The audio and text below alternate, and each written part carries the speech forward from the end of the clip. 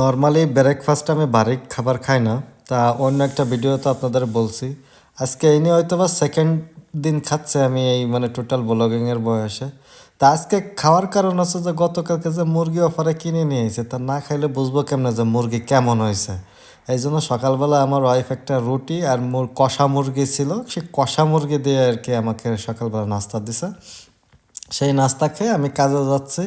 আর যাওয়ার পথে অনেক মানুষজন দেখতেছি, তার মানে যে পাস কোয়া শুরু হয়ে যাচ্ছে বা মানুষ যে ছুটিতে অলরেডি চলে আসছে তার একটা পূর্বাভাস কিন্তু রাস্তায় দেখা যাচ্ছে। নর্মালি কাজে যাওয়ার সময় আমি এত মানুষজন দেখি না যত মানুষজন রাস্তায় দেখলাম। তা আমার ধারণাটাই ঠিক, কারণ যে রেস্টুরেন্টে ঢুকে দেখি যে সব ডিম ডিম ডিম, মানে এগুলো কিন্তু চকলেট কিন্তু ডিমের একটা আকৃতি, কেকও আছে। তা এই ডিমের পিছনে আবার একটা গল্প আছে, মানে এই খ্রিস্টান ধর্মের সাথে এই ডিমের একটা মানে পূর্ণ জন্মের একটা মানে হিস্টোরি আছে।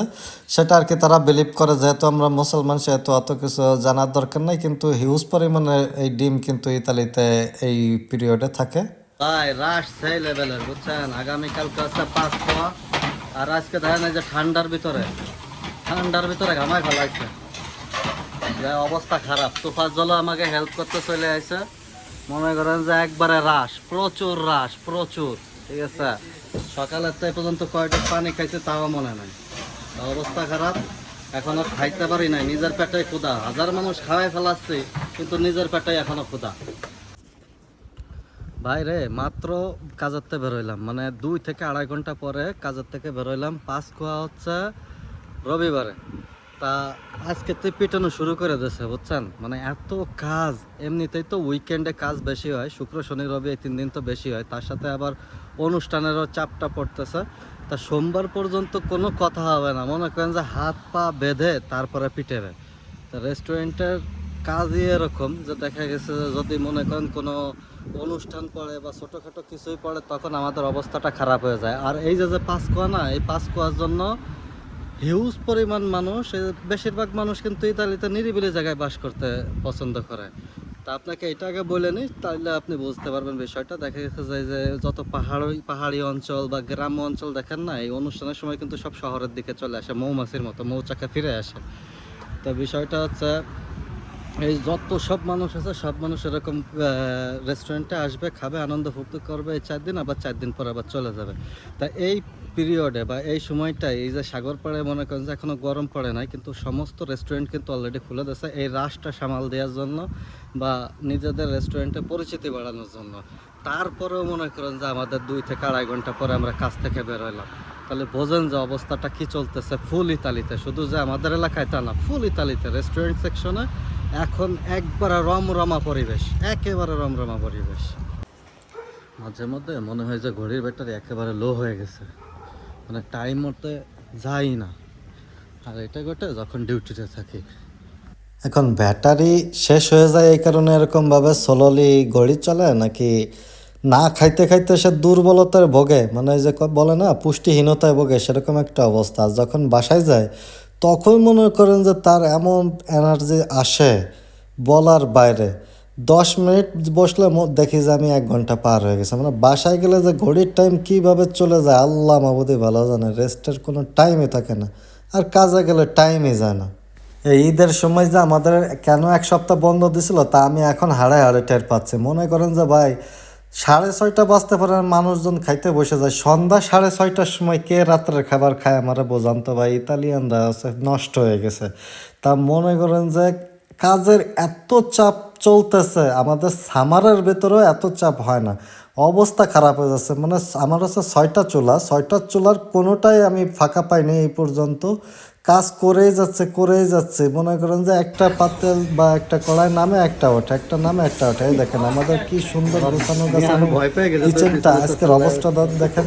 যেইখানে দেখবেন সেই জায়গায় মাল জিনিস এলো মেলো ভাবে, মানে কাজ করে সব ক্লান্ত হয়ে গেছে। এই যে ভিডিও করতেছি না, এই মনে করেন যে হাফ টাইম, মানে পিটাইতে তারা কষ্ট হয়ে গেছে, তাদের কষ্ট হয়ে গেছে, এই জন্য তারা রেস্ট নিতে গেছে। আর সেই ফাঁকে আমি এই ভিডিও করতেছি, অবস্থা দেখেন। যে আমার যে টেবিল ফ্রিজ সেই জায়গায় কীভাবে আমি পাতিল মাতিল নিয়ে রাখছি, আমি যে মানে কোন জায়গায় রাখবো কোনো কিছুই দিশা পাচ্ছি না। এই জায়গায় আছে আমার টমেটো, ওই পাশে তরতিনো মেলে চলতেছে, এই জায়গায় কড়াই টড়াই সব কিছু রাইখে দিছে, সব কিছু এ টু জেড এলোমেলো। আর শরীরের অত অবস্থা 12টা বাজে লাগে, 12টা বাজে গেছে। তারপরে কি করার, এখনো ফুল সার্ভিস ধরা রয়েছে, তরতিনো মেলে এখনো কমপ্লিট করতে পারি না। মাফিস ফয়দা, এখন বাজে আছে রাত 10টা, 4 ঘন্টা অলরেডি ডিউটি করতেছি। এই দেখেন, একটা 35 জনের টেবিল আসছে আর একটা 31 জনের টেবিল আসছে। এখন তাদের টেবিলে ড্রিঙ্কস আসছে, এরপরে অর্ডার আসবে। তা রাত বাজে 10টা, আশা করি যে ইনশাল্লাহ রাত 2টার আগে বাসায় যাইতে পারবো, কোনো টেনশন নাই। ঠিক আছে, যত রাত হোক 2টার আগে বাসায় যাবো আজকে। Oh ragazzi, buonasera a tutti. Quasi mezzanotte, 23:41. Facciamo quante ore? Circa 6 ore di lavoro abbiamo fatto quasi. E non pensate questa è una giornata intera? Stiamo facendo il secondo turno del sabato sera. Dai. Quindi abbiamo fatto 6-7 ore stamattina e altre 6-7 ore facciamo la sera. Quindi quante ore lavoriamo? Mettiamo 8-8, sono 16 ore di lavoro, ok? Allora Igor cosa dice su questa cosa? Come ti senti? Ti diverti? Sì, Sì, davvero? sì, tantissimo. Vedi, sto saltando gli hippie. Ah, yeah. Tanto... E questo ragazzo vive solo per lavorare, se era di mangiare è un'altra cosa. Lui vive soltanto per lavorare. তা সব মিলে আজকে প্রায় 15-16 ঘন্টা কাজ হবে, কিন্তু বেতন কি বাড়াই দিব রে ভাই? বেতন একই। তো ফাজল মনে করেন যে যাতে করে এই যে আমাকে পিৎজাই হলো, যে পিৎজা বানাই সে আর কি চামিচ ভরতাছে আমাদের হেল্প করার জন্য। আর এই পাশের অবস্থা দেখেন, রিফাত সাহেবের তো মুখের দিকে তাকানো যায় না, গিলাসে দেখেন রিফাত সাহেব এই জায়গায় আমাদের রাইস টাইস ভরা।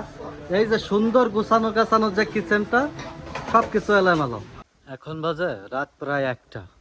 এই দেখেন কেউ নাই, আমি পার্কিং দিয়ে একা একা বাসায় যাচ্ছি।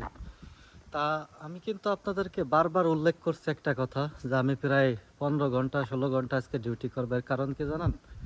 কারণটা হচ্ছে চাঁদ যেমন আকাশে সুন্দর না, আর ওই যে 8 ঘন্টা কাজ করি প্রত্যেক ঘন্টায় ঘন্টায় পে করে, এটা কিন্তু ভাই কাগজ কলমে সুন্দর। বাস্তব জীবনে বর্তমানে ইতালিতে ওইভাবে হয় না। এই যে একটা দিন ফুল সকাল 10টা থেকে শুরু করে মনে করেন যে রাত বাজে এখন 1টা, আমি বাসায় যাচ্ছি। যে এই জায়গায় একটা রাস্তাঘাটে একটা মানুষজনও নাই। এই যে একটা রেস্টুরেন্ট দেখেন বন্ধ হয়ে রয়েছে, এই রেস্টুরেন্টটা আপনারা প্রায় কিন্তু আলো দেখেন, কারণ যে আমি এই জায়গাতে কিন্তু ভিডিও করতে করতে যাই রাত্রেবেলা। তা আজকে সেই রেস্টুরেন্টটা বন্ধ হয়ে গেছে আর আমি এখন বাসায় যাচ্ছি। তা বিষয়টা হচ্ছে যে সব জায়গায় সব কিছু এক্সপেক্ট করলে হয় না। যেমন এই জায়গায় আমি কিন্তু প্রায় 15 ঘন্টা কাজ করে আসছি আজকে এই পাস করার জন্য। তা আজকের দিনটা অরিজিনালি প্রচুর হার্ড ছিল, কিন্তু সেই তুলনায় কিন্তু আমার এমন না যে আমার বেতন বাড়বে বা বেতনটা কিন্তু আমাকে এর বেশি করে দেবে। এর মেইন কারণটা কি জানেন? মেইন কারণটা হচ্ছে যে মোটরসাইকেল আর কি আজব, মোটরসাইকেলটা গেল আর একটা লোক গেল, রাস্তার ভিতরে 2জন পাইলাম, ভয় পাই না, এটাই তো বেশি। তা বিষয়টা হচ্ছে কি, যে আপনি যদি একটা ফিক্স কাজ খোঁজেন তখন আপনি অনেক কিছুই দেখতে পারবেন না, অনেক কিছু আপনার ছেড়ে দিতে হবে। যে যে ঘন্টায় 8 ইউরো, আপনি দিনে 8 ঘন্টা কাজ করবেন, এইসব হিসাব কিতাব তখন চলে না। একটা ফিক্স কাজ যদি আপনার পাইতে হয়, অনেক কাজ আছে 6 মাসের, 3 মাসের, 4 মাসের কন্ট্রাক্ট শেষ হচ্ছে, আপনাকে ঘরে বসায় দিচ্ছে। কিন্তু আপনি যদি ফিক্স কাজ চান তাহলে আপনার অনেক কিছু স্যাক্রিফাইস করতে হবে। তা আমাদের কিচেনের ভিতরে আমরা কিন্তু একবারে নিজের মতো করে কাজ করি। হয়তো অনেক সময় ভিডিওর ভিতরে গান বাজনার আওয়াজ শুনবেন, যেমন একটু আগে তোফা যখন পোজাতে করতেছিল যে পিৎজা বানায়, তখনও কিন্তু গান চলতেছিল। তা আমরা আনন্দের সাথেই কাজ করি, আর আমি এই জায়গায় লং টাইম কাজ করি, এই জন্য এগুলো অলরেডি মানে মানায় নিছি।